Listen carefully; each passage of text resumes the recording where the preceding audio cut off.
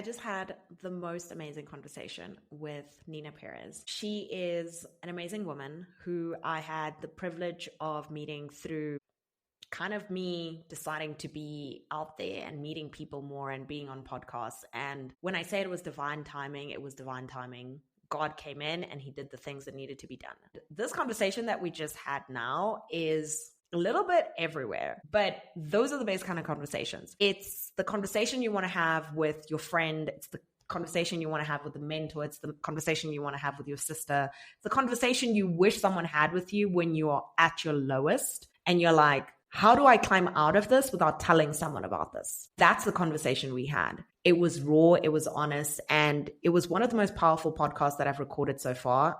I cannot wait for you to listen to it. Hope you enjoy it. Hello, Neena. I am so excited for today. Girl, I wish you knew how much I care about a person that I've never met in my life before.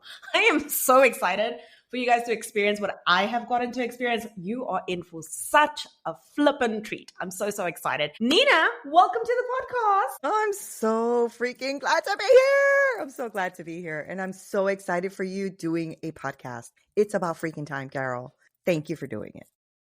Well, thank you for being my guest and thank you for being here. Thank you for bringing the energy. So as you know, we have a tradition on this podcast for you to tell us what is your unique client code. I think my unique client code is that I just cut through the BS and get to the heart of the issue. One of the things that I've realized, especially with all the women that I've worked with, is they come to me with this amazing idea that they want to do. It's such an amazing idea. And then about a few months in, they're like, I don't want to do that anymore. I'm like, I didn't think so. And a lot of times it's because of all the stuff that we're being fed, right? You should do this, or you act like this, or you. And what I try to do is break all the BS out of it and then go, okay, what do you actually really want? Right.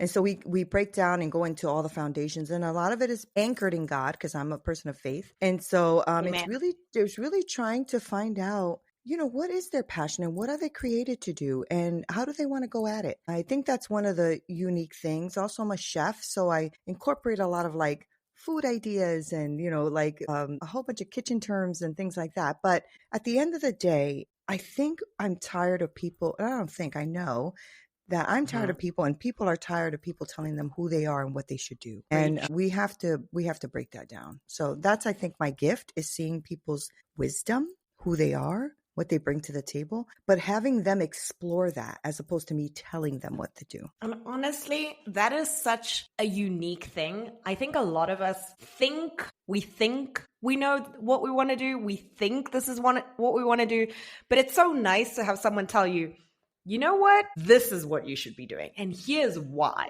And that changes the whole conversation. So I'm so thankful for the work that you're doing, first of all. Thank you. And I know that you're not just a chef, you're out here cooking up more than just recipes. I also know, I'm going to give you guys a little exclusive here. Neena also does a podcast where she cooks with people, and it's also amazing. So let me just tell you something. This lady is so talented, and wow, no, I'm really so excited for that too. Okay. What would you say brought you into this line of work? For someone who's never met you before, what brought you into this? Let me back up. A lot of my life has been survival mode, right? A lot of my life has been fighting to the top. And I've realized that I don't want to do that crap anymore. I just want to be, right? And so I went through a lot, like abuse as a child, domestic violence that almost ended in my murder. I've been homeless. I've lost a lot of things. I've reached the pinnacle of corporate. I've done the 6 figures. I've done all of that stuff, but I still felt very empty. And a lot of it was because I had a survival mentality and a victim mentality. This mentality where woe is me, so I'm going to have to fight for it because nobody will ever be there for me, that type of thing, right? Mm-hmm. And I realized that if you keep that type of mentality where you're constantly the victim of, you fill in the blank, whatever the thing is, you will never reach what it is you're trying to fight for, right? So if you hate rich people, but you're trying to be rich, it ain't going to happen. You know what I'm saying? Like, that's just an example, because you're constantly bad mouthing because the rich man this, and I'm just using it as an example. Yes. Don't ever expect yourself to be successful then, because you don't want to be rich, right? I mean, you don't want to be that person. And I think we have to watch the language, watch what we're doing, watch how we speak and how we actually feel inside. And honestly, Carol, you have to feel it to heal it. And I know a lot of us do not want to feel. So we just are, perfectionist, and we're just doing all the things, and we're hardworking, or we're all, whatever you want to do to fill in that emotion that you don't want to feel. But at the end of the day, you're going to have to pause. It's going to come up whether you like it or not. Now, it'll come up maybe in explosive behavior, in addictions, in, whatever vices we use. And so what happened was I went back to school at 30 something years old, because I had my kid at 15 years old and had a second kid at 21. And I had to be a mom first. So I worked my tail off. And then when they were a little older, I decided to go back for what Neena wanted to do, which was always to be a chef. And so that's what I did. And then I wrote my book. And that's where things shifted for me, because that was the point of where I became more open about who I was, more truthful about the things that had happened to me. I wasn't carrying shame anymore, and unforgiveness and all of the dark things that keep you trapped. And when I wrote the book and I published it, of course, my family stopped speaking to me for like 8 or 9 months because they were pissed off that I told the truth, but whatever. It happens. Exactly. But what did happen is women were breaking free. Even I had a couple of men were breaking free from reading my book and saying to me, Neena, my brother did this to me. My mom did that to me. My sister did this to me. I was like, I couldn't believe how many confessions of people's pains I was getting. And I realized, okay, there's more to life than just writing your story. And I started to get down the road of neuro-linguistic programming, positive intelligence, and life coaching, and all of that, until where I am today, where I'm combining both the coaching and the cooking together. Oh my gosh. What a That's journey. a lot, right? I know that's a lot. That's a lot. I think we're going to break here. Right, we're done. We're done. Thank you. Thank you for coming to the podcast. It was Thank great. you for having me. It truly is a lot to unpack. I think as entrepreneurs, we can relate to you the most because we're constantly being tested. I have never been tested more than in this career. And I think anybody listening can probably relate. It's just that you just give and give and give, and you don't realize that until you're in it, that you've been doing this in other parts of your life. Yes. It's just that it's been amplified. So I love how you took a moment and said, heck no, thank you. I'm just going to stop now and I'm going to heal myself. Yes. And I'm sure that took a lot of courage for you to try or step into. Well, I mean, I was running a very successful coaching business, right? So lots of clients, have the whole machine. I still have it. I have to have the whole machine built out. I have a team that does all the social media marketing and the funnel building and the blah, blah, blah. And all of that's great. And I have a few clients still left. But in January, February, in February, I did you were on it, right? The Women Who Lead Summit. And that was fantastic. And people got a lot of information, and it's still living on my podcast. The thing was, though, after that, I was tired, Carol. I was tired, and I'm like, I don't know if I'm fulfilled. Like, what's going on with me, So I had to pause, and I've paused up until now, actually. And that was in February, March, right? But I think you have to listen to yourself. What is it exactly that you want to do? And is it the constant hustle? Is it working for you? It wasn't working for me anymore. 6-figure business, great clients, and I still love them. They still love me, call me every time they need something, all of that kind of stuff. But what about me? And that's where I was at. Like, what about Neena, though? I left my culinary stuff behind. I stopped doing that because I was doing coaching.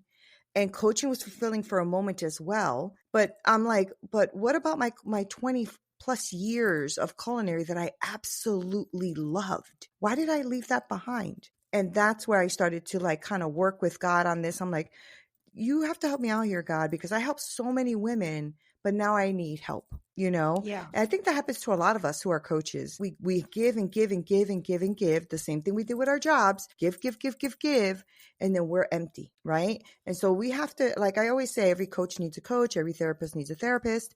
You know, we all need somebody. Every podcaster needs a podcaster. We need somebody on our corner, on our team. Otherwise, and this was my mistake, I was drained. I was tired. And I think that being tired it's a gift and a curse, because you learn that there is nothing, and you learn like, but I need to fill it with something. So in that filling it with something, you said you had conversations with God. If you don't mind, what did you pray about? What did you write? What did you search? Like, if someone is here and they're like, oh my gosh, I'm right in this moment, I feel like it's a lot, and I don't know where to look, and I don't know where to be, and you know, I want to I need some help. What did you do? Like, maybe you can help it. Because Neena always has to be doing something.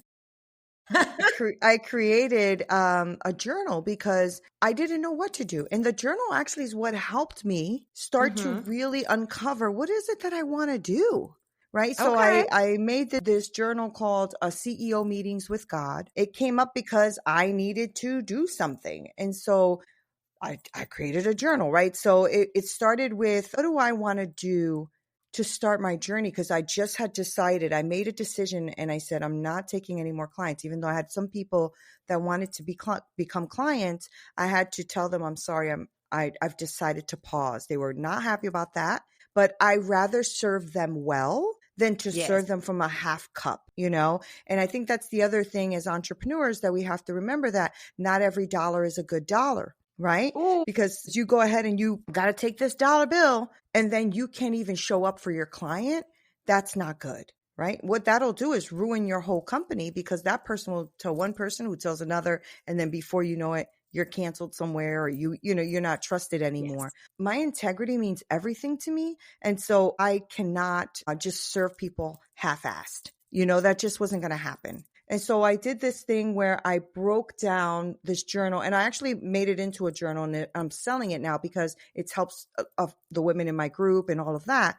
But basically it starts with like a worship cue. So it gives you like songs that you can maybe listen to for worship for like, you know, a good 5-10 minutes to kind of get yourself in the place. And then you're going to start with, you know, prayer. So 2 to 3 things, or praise, 2 to 3 things that you're truly, truly grateful for. Right? Not like, I'm so glad, like truly, what are you grateful for? Right? Yeah. And then I give you a scripture for the day. So for example, on day 1, I gave Proverbs, I think I have it written here, some 3 verse 5 and 6, which says, trust in the Lord with all of your heart and lean not on your own understanding, and in all of your ways submit to him, and he will make your paths straight. Right. Amen. And so with that scripture, then I write, what has the Holy Spirit revealed to you? Where do you feel correction in your life? Where do you feel comfort? All of those things. And so then we kind of just break that down. Then there's like a divine insight, like today is about surrendering to God, that kind of stuff. But that is what really started to open me up, because I wasn't doom scrolling. I wasn't trying to find the next best thing on YouTube. I wasn't doing any of that. I paused all of the nonsense, right? And then I started to reflect.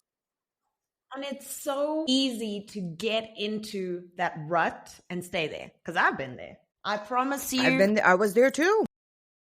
Once you're at the bottom, it's so cozy there. It's so easy there because there's nothing left to do, right? Right. There's nothing left to do but so just be the potato. You just want to be the starfish. You want to lie back on the beach and just let the waves come and go. Yes. You're just there. So it actually, what you're saying is really fun, because even if someone is not a person of faith, I encourage you to go put some music on, go live, change the environment. And then from there, go and write or look at a mantra or look at something and like see what comes up for you. You know? Yes, exactly. Ask yourself, what are you holding on to? Yes. And that's the thing, like, and so that's part of it too, is reflection. Yeah, I agree with you. I mean, even when I was writing the journal, I'm like, what else do I need? Okay, reflection questions. Like, what is it that I need to let go of?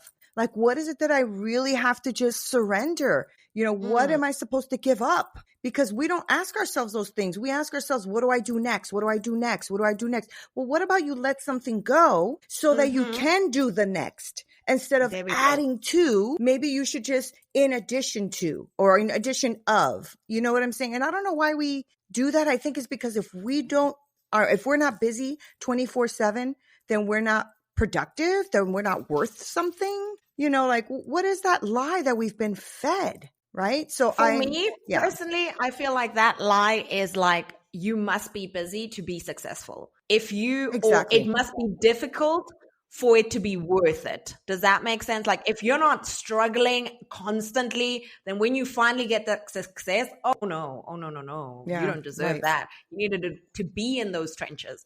Why? I don't know who told us this lie, but I would like them to come to the front of the congregation. I need to have a word with you because that's a lie. The thing is we struggle to get successful, and we're so into the struggle that we don't even realize that we've been successful. Like if you just look back and say, I came from there, and girl, you know what I'm saying? Like you did well, but we don't do that. We're just looking at the next issue and the next problem and how we can add on to that. I know for me as a coach, I was super frustrated, Carol, because everybody has the best plan. Everybody has the best plan, right? And so you go on to all the webinars and all the things, and you get all the courses, and you go and you sign up with a bunch of coaches. And I've done all of the mistakes, all of them, right? Only to feel broke, empty, frustrated, right? And still hustling. And it's a very hard place to be. And Carol, a lot of people just stay right there and don't tell anyone. They suffer through it. They keep trying to figure it out. And it's so just pause. Just like Carol said, even if you're not a person of faith, what are you grateful for? Yeah. Like, actually, what are you grateful for? Like, just stop and ask yourself, is there something that I'm holding on to just so viciously that I just need to let go? Like, why am I still holding on to this job and this job and this business and this business and this business and this? And then you're not even, this one's not growing. This one's not growing because you're doing like 20 things at once. What do you need to let go? It doesn't mean you can't come back later. Mm-hmm. And I think we just missed the point. The point is for you to actually live a life that is true to you and something that is fulfilling to you and that falls naturally into your giftings. It doesn't mean that it won't be hard. It just means that you'll be fulfilled. Those are two different things, right? And honestly, you don't need to be fulfilled only with material things. I don't know why we often think like we must be making this amount of money or that amount of money. Some of the happiest times of my life, I've been so broke. Yeah, me too. No, me too. I've me been too. So broke. Yes. I'm not encouraging you to go into debt or anything like that. I want you to be rich. God wants you to be rich. I want you to know I want you to be rich. I'm just saying sometimes we're chasing this goal, this number, this place. And it's like there are things that I'm constantly grateful for. I am grateful for my health. I am grateful for my husband. I am grateful for this beautiful house that I get to live in. Like there are so many things, like you said, Neena, as you were saying, I was like, I have come far. Like, right. Sometimes make this joke with my husband, and I say like, we are literally our ancestors' biggest like dream. Isn't like if you think of how many people had to exist to get you to this moment, and how far they came and struggled and went through stuff for you to be where you are. And trust me, you are leaps and bounds ahead of these people. Yes. There were people that had to be born in like slavery and people in different countries and people in like so many terrible things. Yes. You are now here. Like, and yet we don't see it though. Yes. Yeah. I mean, just you saying it, because I think about my family. My family's always been like, farmers and impoverished, and they worked hard on the land. Like they did all the things. And, I'm the first in my family to graduate college and all these beautiful things. And I'm like, as you're talking about that, I'm like, and that's the thing. If our ancestors really saw us, they'd be like, you should be ashamed of yourself. Right. You should be ashamed that you have all of these things. Have a chancleta in her hand. Right. Right. She's like, but you have to be careful. And this is what irritates me with like society and the media and all that stuff is they want to keep you enslaved here in the mind. Because if you don't have a way to forgive and let go the transgressions that were made in the past, whatever long ago, right? I mean, Puerto Rico is also one that's been mistreated terribly, right? So, Yes. but at some point, you have got to let go. And you have got to know that you have a life right now. Your life is only right now. And Exactly. even in the word, it says our life is nothing but a vapor, meaning that's how quick our life is. And you're going to spend it being irritated, angry, frustrated, unforgiving, full of shame, and always a victim. I don't have time for that, Carol. I don't have time. So when people come to me like, oh, you know how they treat it, no, hold up. I'm Puerto Rican. My family's been impoverished. I've been homeless. I've done all the things. I was almost murdered. I've been beaten. I've been all the things. But I still was able to develop my own business. I still had a 6-figure. I mean, like, let's stop the nonsense. At some point, you cannot continue to be a victim and be successful. That just doesn't happen. Stop it. Right? So look at your life. What are you grateful for? Like I said, I'm a person of faith, so I put God in everything. But if you're not, surround yourself with something. Maybe go outside and ground yourself to the ground. Get the hell off of the phone, the TV, the whatever, and live a life that is here and now with you so that you can see where you want to go. And so that's what I challenge my women with, because sometimes they'll come to me and they're like, oh, I want to be, I don't know. I'll give you an example. I had a really great client. She came to me. She wanted to start a nonprofit. That's what she wanted to do. She wanted to start a nonprofit for women of domestic violence because she was a survivor. I'm a survivor. Great. She was also somebody who does a lot of like bookkeeping work and financial stuff and whatever. And so we were breaking down all of her foundations because that's what we do. And I'm like, this is really interesting. So we were going through the whole thing. We talked about ideas. And I said, have you ever thought of starting like a bookkeeping business where you help women of domestic violence or women who have struggled through things learn a skill to then become bookkeepers themselves and build businesses? No, that's not what I want. I want to do, nonprofit work. I said, okay, great. Because I will let people lead their own dream. Right. So I'm like, that's fantastic. Okay, good. Because we were just brainstorming and I don't tell people what to do.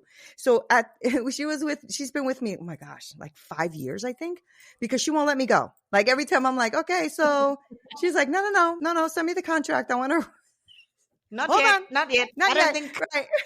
What do you think she's doing today, Carol? I just want to ask. What do you think she's doing? She's doing what you said, inadvertently. I know she is. You know why?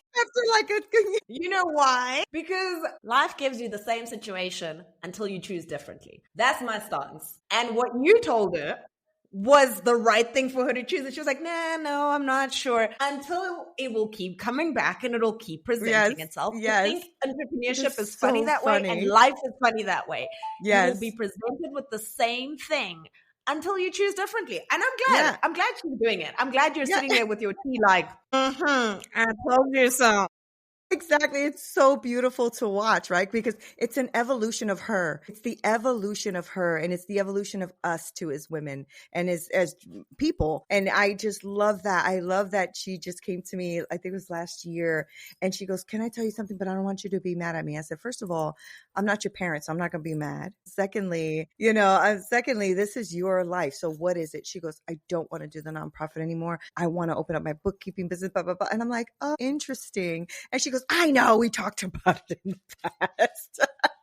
But the wonderful thing is that's what I mean. Like, be grateful and look at yourself and all the talents that you have and the giftings that you have and work that through. What does that look like? Are you a good communicator? Are you a good listener? Look at your soft skills and your hard skills and your God-given talents, because we have them. People have so many different talents that are just unbelievable. What are they? How can you bring that to the table? Mine is cooking. I'm an amazing cook. I'm an amazing chef and leader. So I combine all these things. Now, I would never say that to you in the past. Oh, I'm an amazing this, because I would always want to downplay who I am. I was just about to say that. So many people do not voice it like you.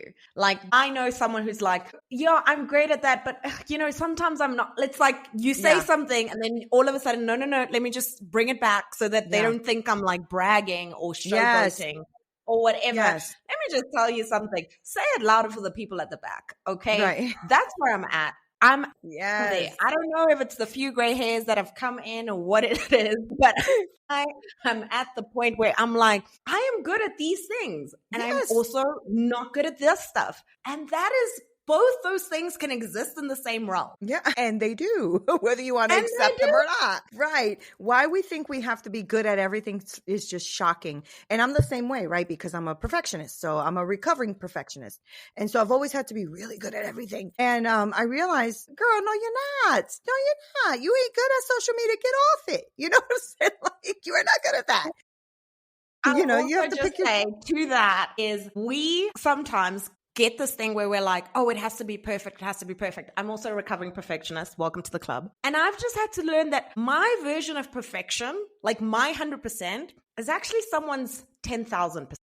Yeah. And I want that to sink in. Like some of us are actually that girl. We're actually that woman. We're actually having those skills. Yeah. And our 50% is somebody's 100. Our 10% Yep. is somebody's 100. So sometimes being perfect is not necessary. Sometimes you just need to get it done and move forward. Yes. And that's the thing. There is no perfect anyway, because as soon as you see perfect, you're going to see a flaw. It's just the way it is. Right. And so I used to always say, oh, well, I don't want to, everybody knows how to cook. That's not true. Right now, Carol, I have the amazing opportunity to work right now. I am teaching students that are underprivileged. So people who are homeless, that are struggling, whatever. I'm teaching them how to work in a culinary kitchen. So teaching them all these culinary skills. And then we help them find jobs in the industry so that they have steady work. They have a home now. They have all the things. It is the most amazing privilege for me, right? Because I have been homeless, because I know what that feels like when nobody's there to help, or when you feel like everybody's looking down on you, things like that, right? You take the skills that you have and you serve